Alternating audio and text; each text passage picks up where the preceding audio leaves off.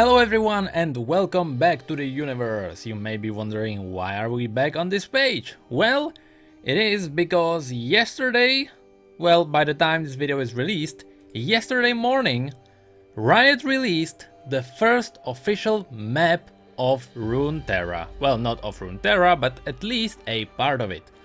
With the upcoming event that will be based around Piltover, we have the first official map, and today I want to break down everything that we can find on this huge map. So let's start. I wrote down some of the cities that we already know about. Just quickly want to point out that everything that's here on the top, this is all the green lands. This is where we find Noxus. We will later talk about Demacia. At the bottom, that's all desert, because all of this is Shurima, and we have islands that we'll talk about a little bit later. So let's start here at the left.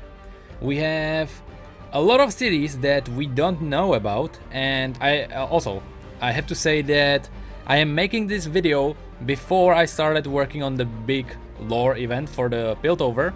So a lot of these a lot of these cities will be referenced in the stories, but since I don't want to spoil too much because the stories are actually pretty awesome, we will just talk about the cities that we know about from the past. So we have cities like Palcliff, which is a city that we don't know a lot about, but this is where they harvest the honey fruits, and because as you can see, well, here it shows Freljord, which is to the west. We'll talk about that a little bit later. And also that Demacia is somewhere like outside the map on the west, northern west. The reason why Noxians are probably not permitted here is because of trading with Demacia. So let's actually start from the south. We have cities like Aurma. We don't know a lot about that. Also note these names that are here next to all those cities. That's because this map was actually made by the clan here, Medarda. This is the name of the clan. I thought that in this font this was H or N. Nope, that's actually M, and this is definitely D, because in words like wood and forced, this is definitely D, so this is Medarda clan. And without spoiling too much of the story, one of the main guys, he basically got a hold of this map, and actually not someone from Medarda, someone from other families.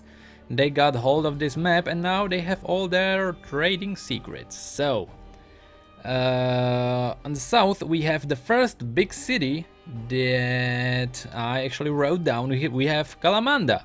Now some of you may remember Kalamanda because Kalamanda was in the past a city that was between Noxus and Demacia, and it was the main point of conflict, and this is where the Crystal Scar was. So the story, which previously was canon, no longer is. The story there was that both Noxus and Demacia went into war in this place, and because the war was getting such a huge momentum, I believe it was Zillion at the time who froze time there, and the summoners at the time still existing, they just teleported everyone outside and used that as a arena for, you know, conflicts. So that's what Kalamanda used to be. Now Kalamanda also used to be the home for Skarner. I don't think that's still the case, and I really think that Kalamanda is just a reference to a city that previously existed. I'm really glad that they are actually keeping the names, but we don't know a lot about it. So we'll see how that turns out. We have all these awesome doodles like that. They are selling gold and what used to be, I guess, sunstone, now called singstone. We have Urziris. We don't know a lot about that, at least my notes say we don't. But you can see that this was actually a Shuriman city. It was recently taken by Noxus because, again, no huge spoilers, but the story of Piltover will be also about Noxus kinda invading everything. So look out for that. We have don't pay more than 40... I don't know what it is, I'm European, that usually stuns the T's. In the summer, and no higher than 16 to Zika, ever. He is soft. Huh. This is where they harvest salt. A lot of Overwatch players there. We have Nashrame Silk, because of course this is our favorite city of Nashrame.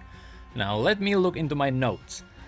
This is a city where you may remember it from my lore of Nasus and Renekton, because this is the city where Nasus and Renekton were the closest they ever were to actually fighting each other. Because when Nasus gave the order for the Emperor's army to go and claim Nashrame, Renekton, because he at the time was ascended together with Nasus, he was a bit too, how do we call it, bloodthirsty? And he just set the city on fire and started murdering everyone. And of course Nasus didn't like it, so he went in, he stopped Renekton, and that's the story of Nashrame. Now, I don't know where the Great Library of Nasus is. It could be in the capital of Shurima, but I know that there is a Great Library in Nashrame, and I think it was renamed because Nasus saved it, but don't take me for granted. I don't actually know, according to the newly canon story, where the Great Library of Nasus is. It could be Nashrame, I'm not entirely sure. However, here we can see that Piltover is trading for Nashrame Silk. 4,000 mats and bolts. Is the T1000 then? It could be. Again, you can see all these names around all these cities. That's basically the contact that the people of Piltover have with these places.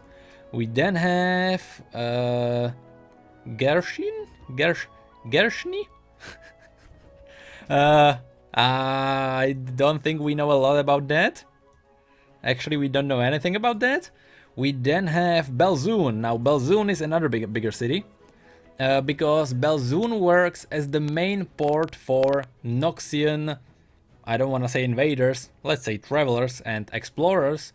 An example would be in the original Rek'Sai story, the explorers that went to explore the Sai area, which is where Rek'Sai is from, the travelers arrived in Belzoon because, you know, it is the main port. It is when the people of Noxus want to explore the desert, they just go to Belzoon, and from Belzoon they can move on. I think that's all we know about it right now.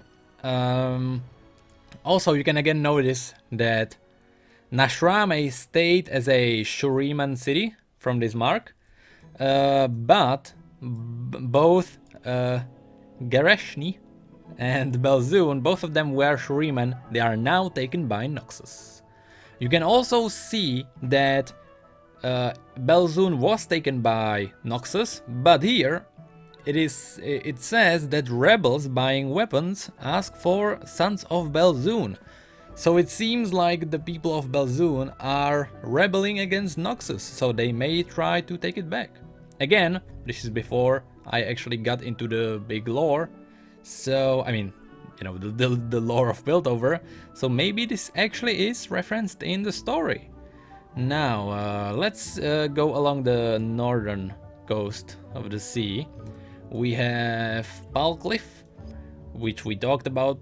We don't really know a lot about it. Now we have Glorft. Now Glorft, a lot of you may have no idea. I actually had to Google this to make sure that's right. Glorft is named after the person called Glorft, which is the senior writer for Riot. So I don't think there's a huge lore plot around this city, but that's a nice trivia to one of the writers. Probably the one responsible for this story. Then we have Kilgrove. Yeah, it is Kilgrove. We have best in spring. Da da da da da. I guess nothing important. I guess we have Stonewall, Councilman. I can't read that. Ajni Norin. All of these awesome names. Most of them from Shurima. This is where they take milk, as you can see. This is where they get their milk. And then we go up to the north. Kualdala. I don't think that's an important city, at least for now. We have Rockund, which again, probably nothing. Well, there are bakers, as we can see, and harvesting fruit and vegetables. And that's everything from the western coasts. So now, in the middle, here we have Piltover. Now this is the bigger art for Piltover, just marking that, you know, it's a big city. I don't think it is as big as this painting, but it is still really big, because here we have Kumangra, a city which, what do? They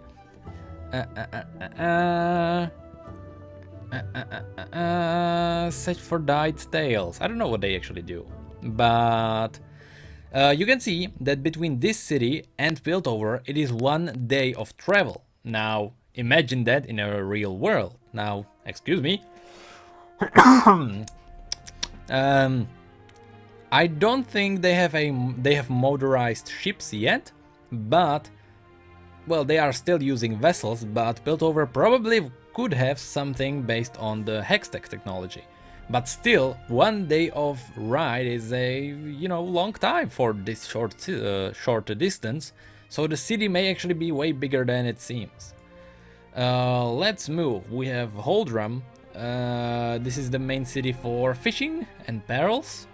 We have nothing on the south. We have here Mudtown, and we'll talk about this whole area in a bit. We have Mudtown, which is a, you know, it makes sense that it's called a Mudtown because they are making bricks for building. That's why probably Piltover is bound to this place, because all these lines, by the way, are the trade paths. So all the trade ships are going through there, and they are connected to Piltover because here they make bricks for the buildings. And it makes sense because, of course, bricks, well, in most fantasy worlds, it is technically also true in the real world, but bricks are made from mud, if you are really good at it, at least. And also, this is where some of the meat-eating plants are from. At least, as it says here, you shouldn't feed them fish. What else do we have? We have, well, that was Holdrum. If we go along the northern coast, we have Cresor. Now, here, this is where the Cresorian blades are from, as we can read right here. And so this whole area is just, let's say, industrial area, because you have blacksmiths there.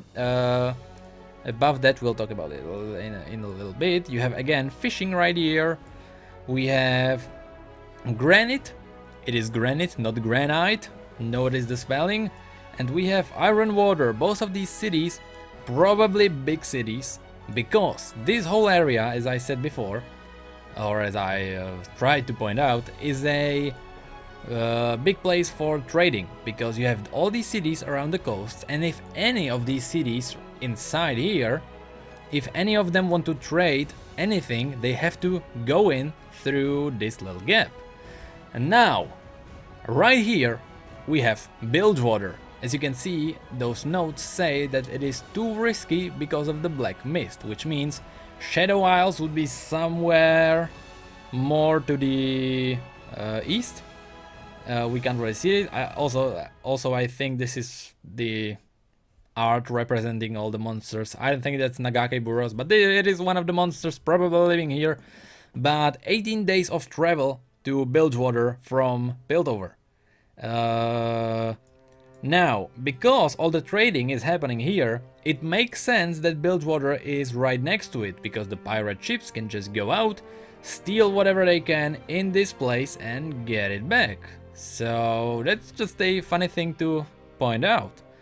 Now if we go to the north, we have Halgarn. Halgarn. Again, excuse me. I don't think this name really rings a bell, but I don't know where from. So we can see that they are making tubes, huge demand in Z, I guess that's zone, for double prices. Maybe that's an important city later on, because next to it we have Unidor, and this is where they breed the new kinds of horses. They are called the Light Vindoran, and they are bred for the desert use. So these horses were referenced in the past in Pantheon's lore, in Sivir's lore, in, I believe, Rek'Sai's lore, although they used camels. But every time there was a there was a horse that was used in Shurima, that was one of these horses. Then we have Basilish, and now this city is strange, because this city was totally consumed by the spider god religion of Elise. Now, originally, this religion that Elise created was based in Noxus itself, not in a Noxian city.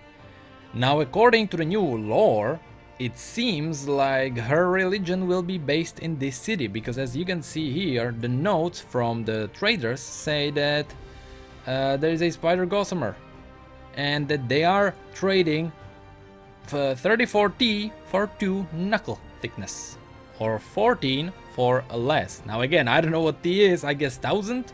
Maybe tons? Maybe they are trading for, well, trading for 2 knuckle thickness? I don't think my English is that advanced.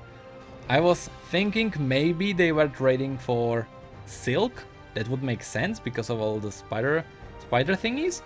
But we have also note here along the coast that locals make cobweb paintings. I guess that's it. They make cobweb paintings, which means the city is basically just full of Elise's religion. So as we move to the north, we have the Draken Gate. Now, I don't think this is where Dracolops are from. Although they could be actually, because as we'll move, I don't want to spoil it, but as we move on, it is possible that Dracolops could be like from this place. We have some people, you have a lot of scratched, these are not people, these are what was popular to trade in at the time. So as you can see, it was scrapped many times, and you know, the demand changes. Just like in real world. Here we have Bloodcliffs, and Bloodcliffs sell rough. They sell to Avarosans, I guess, in Frostheld. Now, Frostheld is a city that I don't think was referenced before. I tried to look for it in some of the old lores, but Frostheld is definitely a city in Freljord somewhere. But you can notice here that it says Avarosans. Now, I don't want to say anything, but I think it is spelled with a Avarosans, not Avarosans. So I wonder if that was just a mistake on Riot's part, or if that's a mistake that makes sense in the lore because they don't trade with Freljord that often. So it may happen. That's 21 days from Piltover. I mean, that makes sense because you have to go all the way around up to the north. And then we have the glorious Noxus. Here you even have the little painting. I'll put the HD picture next to it so you see how it actually looks like. And yeah, you can see that they are connected to Belzoon and Urziris. I'm not sure which city that was, but as I said, Belzoon, that's what I was talking about earlier. Here's Belzoon, that's the main port for Noxus. So it makes sense. Now, I'll look into my notes. we have to talk about a couple of things. Here on the north, you have Noxus, and of course, its main rival was Ionia. Now, where is it? Well, as we go along the top, Ionia is here in the little corner. And you have all the... okay, that's actually the names of the people. So I'm guessing Ionia would be much bigger than it is right here. Because this is just a part of a big continent. And actually I still wonder if Valorant is like a big, huge, you know, a ball as it was before, or a circle. Not circle, because circle doesn't have anything in the middle. But you know what I mean. Because this map actually looks way more natural than the old one, let's be honest with that. So, Ionia somewhere on the north there, and then we have, as we talked about that before, we have Demacia somewhere in the west. Now that makes sense, because as Noxus is right here on the north, there is a huge chunk of the western part of Valorant that is missing. Now, as it is said here, no official trade permitted. Of course, makes sense, Noxus invaded everything, and so that's just embargo. And here is a little note, I'm not sure if you can see it because my head is too big probably. East of Needlebrook, 2 nights after new moon. Moonlight makes fools out of young lovers. This is definitely reference to Kindred, because Needlebrook was one of the cities where the play of Kindred was played by the actors. And the moonlight makes fools of young lovers. I guess that's just reference to the actors playing their games. I don't think that's or not games, plays. I don't think that's a direct reference to the play of Kindred, because it wasn't really about lovers. But, well, yeah, actually, it actually was. It actually was. I totally forgot. So I wonder, it may actually be about that, because, you know, moons and wolves kinda go together. We talked about this city. We then have Freljord here marked that it goes to the west. Now here's the thing. Freljord, this is the full map.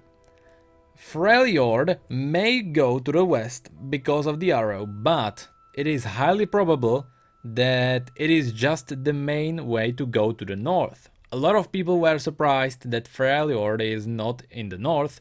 It actually is. The thing is, if you want to trade from the western side, you can't go the other way, because Piltover is cutting it right in the middle. You can't go through the east because there's just no way. I guess, hold on, there is a little passage right here, I didn't notice that. But that, just like in real world, that would probably take a long time to get there, because also you can see that the days of travel, you can see that only from Piltover to what is it? Xerox? Kresor?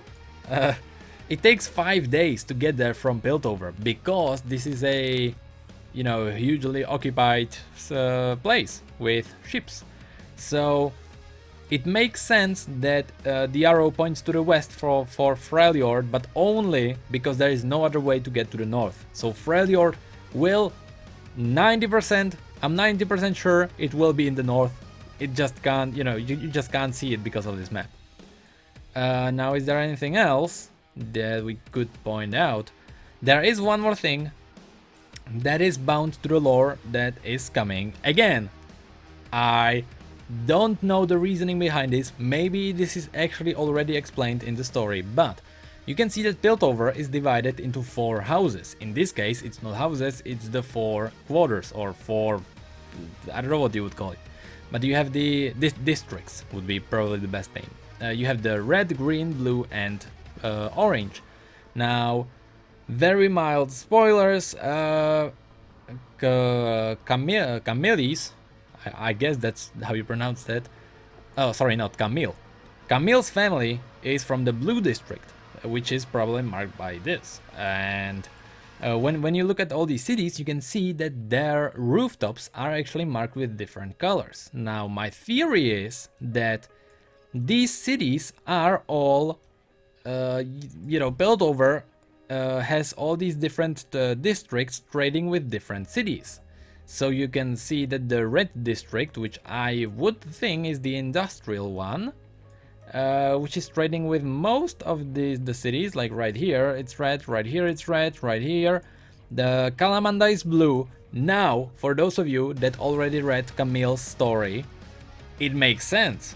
If you really think about it, if you think about the past of Kalamanda and the characters there that were there, it makes sense that the House Pharaohs, or Camille's family, is trading with Kalamanda, because, you know, it's blue. We have Belzoon, green, we have, you know, a lot of red stuff here, we have green, red, and stuff like that. You can see that every single city is marked with color, marking that probably the different districts are trading with different cities. And with that, I don't think there is anything else that we can talk about, really. All of this text is not really that important for right now, it's just a little bit of story. My notes say that I don't think we have anything else that we could talk about. So I hope you enjoyed this. I really hope that Riot will add in more maps like this one. Here's a funny thing, actually. I don't want to reveal the entire conversation that I had with the person, just in case I would get him in trouble. But I talked to a Rioter that I may have mentioned before, and when we talked about maps, he told me that they want to avoid showing a clear map, because the more of the map they show, the more they are limited for the future. So if they show that, you know, there's Noxus, there's Piltover, there is Demacia, and there are all the little cities in between, suddenly the map is full and you can't add in new places because you are already set. So that's why they are avoiding to show us a full map. Now, I pointed out to him that I absolutely understand the reason, and I thought that was the reason in the first place, that we don't have a map, but they could do it in a way like, for example, have someone draw a map from their mind. Now, in that way, we would have some kind of view of the map, we would know where things are roughly, but because it is just someone's drawing on a napkin, it wouldn't be 100% accurate. So that way, we would have map, but things could change at any time. Now, a couple of days later, here we are. That's actually what I was wanting them to do, because, well, I'm guessing in this case the map is actually pretty accurate. Although it is a trade map, so probably some kind of cartographer made this and someone bought it and just marked all these things, it is still pretty accurate, and anything can change at any time, because this is this is not like it's Google Maps or anything like that you just can't change. So maybe there are like little islands right here and we don't know about them because no one really explored the place. So I'm really glad that Riot is doing this kind of stuff. I would really appreciate in the future map of, first of all, Demacia, definitely, the western Greenlands. Freljord, definitely, because we don't have any idea where that is. And also, I am wondering where Bandle City is, because Bandle City, I was thinking, was somewhere around Piltover. Now, is it anywhere around here? Nope. Would it be around Shurima? I guess it would. And also, where is Targon? Targon must be somewhere in the south, somewhere around Shurima, because hold on, I just had a idea. What if actually it is connected in the west? What if the northern part and the southern part is connected? Because Targon is a place where the Demacian soldiers went when they lost their honor, to regain their honor. Which means that there would have to be an easy way to get there. So but it must be also around Shurima, because the story was referencing it, that Targon is directly touching Shurima. So now I just really confused myself. So with that, we don't know where Bandle City is, but you know, with that we will end this video. If you enjoyed this, you can rate it however you want. You know, I wanted this to be a short video. I have no idea how long I'm recording for. So I am working on Camille's story. That's why I just recorded this video real quick, because I am working on it. I don't want to rush it because it is amazing story. After that I will do the whole Piltover lore, because that's a huge chunk, and after that all the smaller stories will come. So keep an eye for Caitlyn, Vi, Echo, Ezreal. Who else was there? One more was there. I don't remember who that was, but someone, maybe Jace. I think Jace. So thank you for watching this video. Comment below, follow me wherever, on Twitter, on Facebook, I guess on Twitch, because December arrived and I will be streaming soon. So keep an eye on that, and you know, as always, thank you, come again.